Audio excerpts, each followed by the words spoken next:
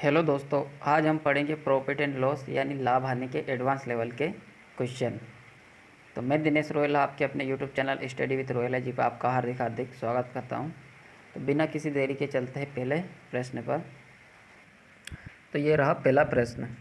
यदि किसी वस्तु के क्रय मूल्य तथा विक्रय मूल्य का अनुपात 10:11 हो तो लाभ प्रतिशत कितना होगा।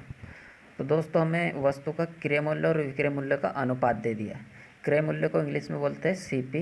तो सीपी कितना दिया हमें 10, और विक्रय मूल्य को बोलते हैं एसपी यानी सेलिंग प्राइस, तो इसको सीपी यानी कॉस्ट प्राइस। तो ये कितनी दी हमें 11, यानी 10:11 में हमें इनका क्रय मूल्य और विक्रय मूल्य का अनुपात दे दिया है।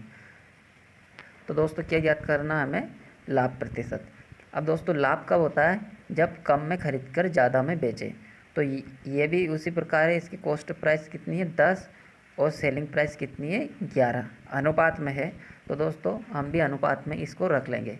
तो हमें लाभ कितने का हुआ, 1 अनुपात का।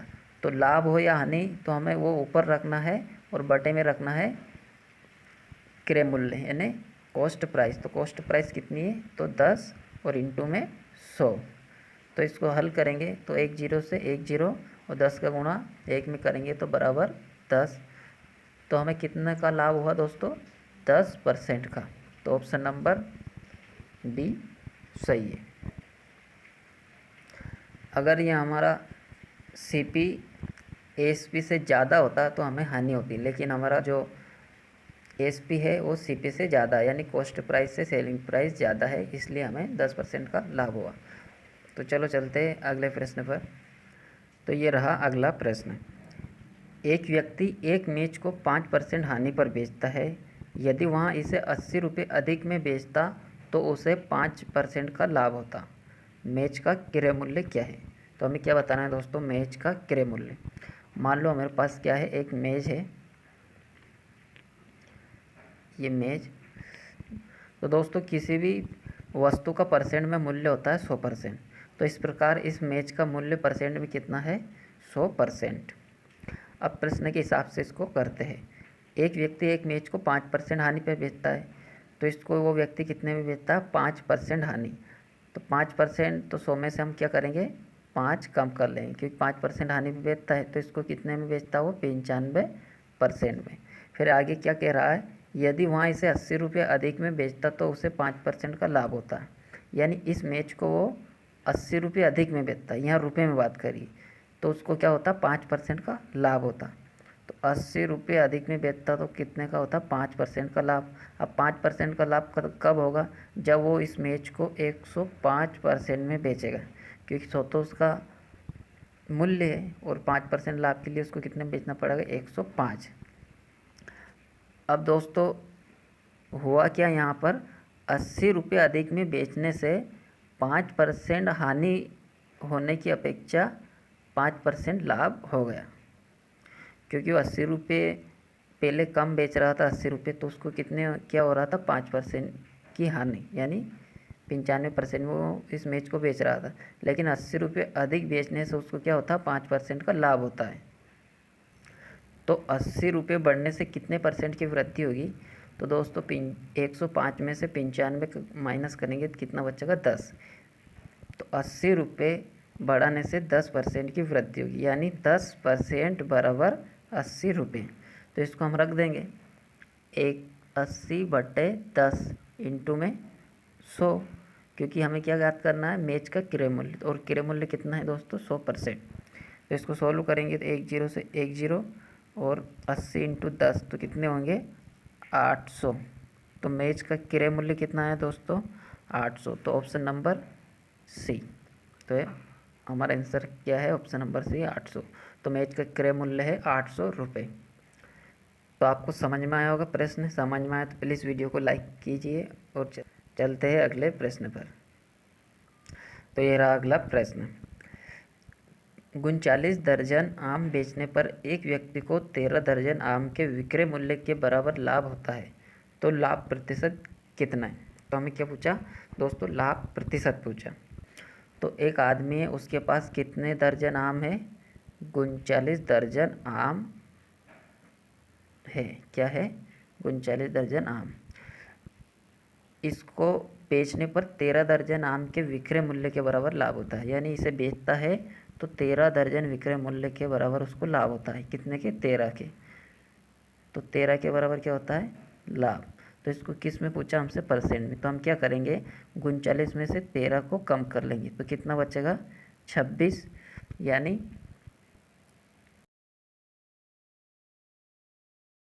उतने में उसने 26 दर्जन आम बेच दिए और 13 दर्जन जो बचे उसका लाभ हो गया।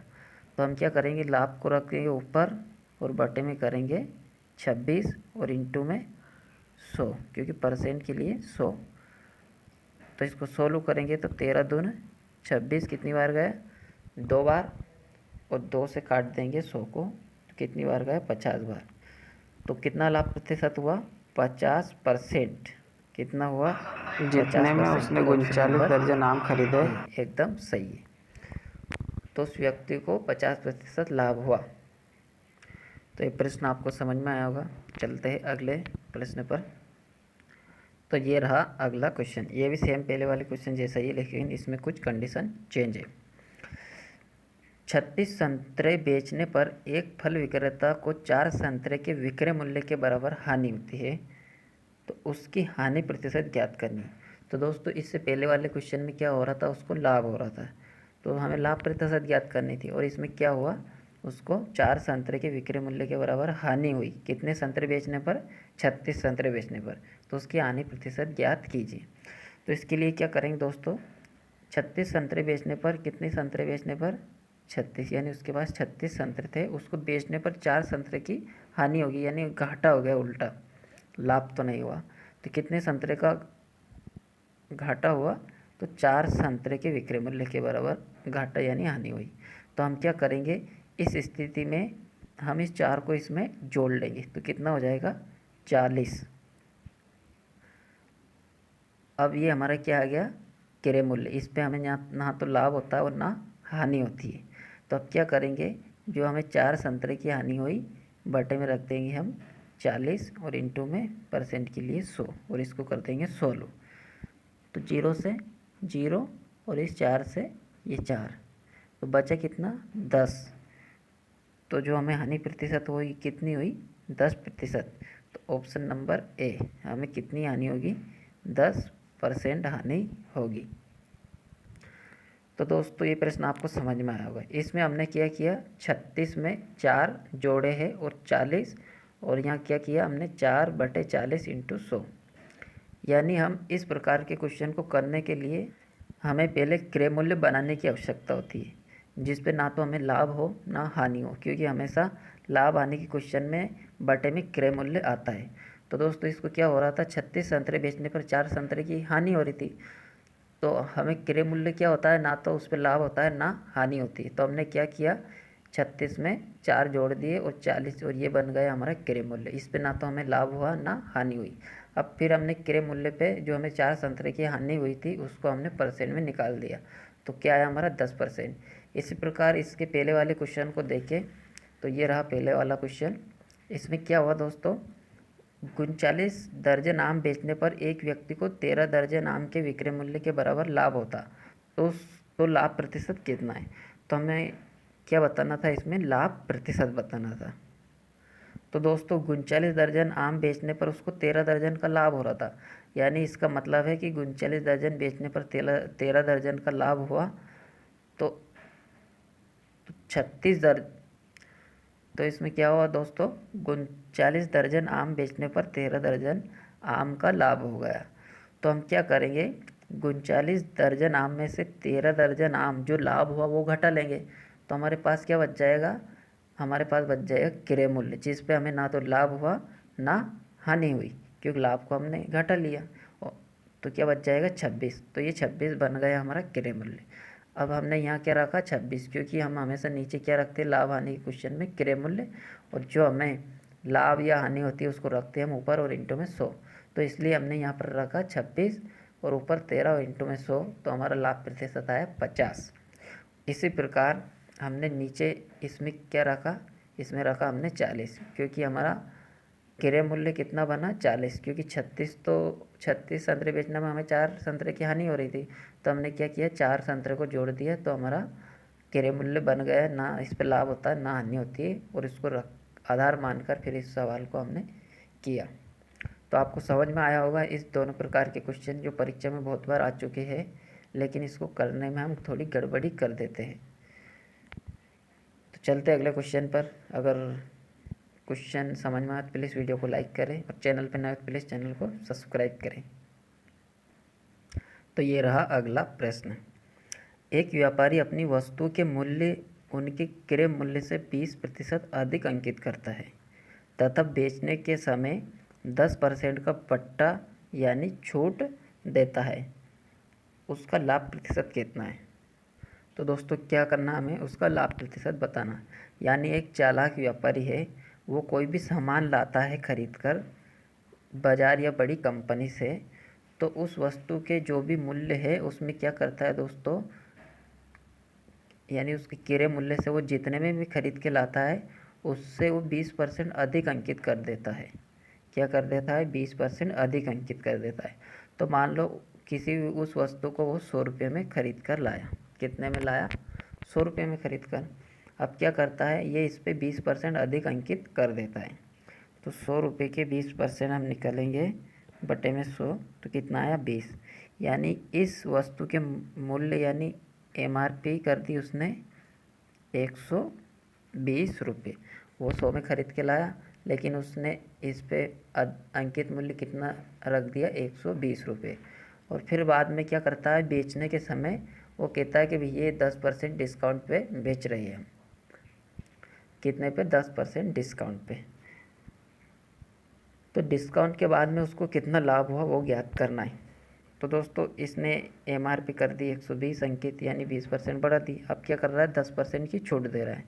तो अब क्या करेंगे हम, 120 की 10% निकलेंगे बटे में 100, तो 0 से 0 और इस 0 से ये 0 कट गई। तो क्या बचा हमारे पास? 12 × 1 यानी 12। तो दोस्तों कितने रुपए की छूट दे रहा है? 12 रुपये की छूट। यानी 120 रुपये MRP वाली वस्तु को 10% की छूट देता है। तो 10% की छूट कितनी निकल के आई? 12 रुपये। तो 120 में से हम 12 रुपये कम कर देंगे, तो क्या बचेगा हमारे पास?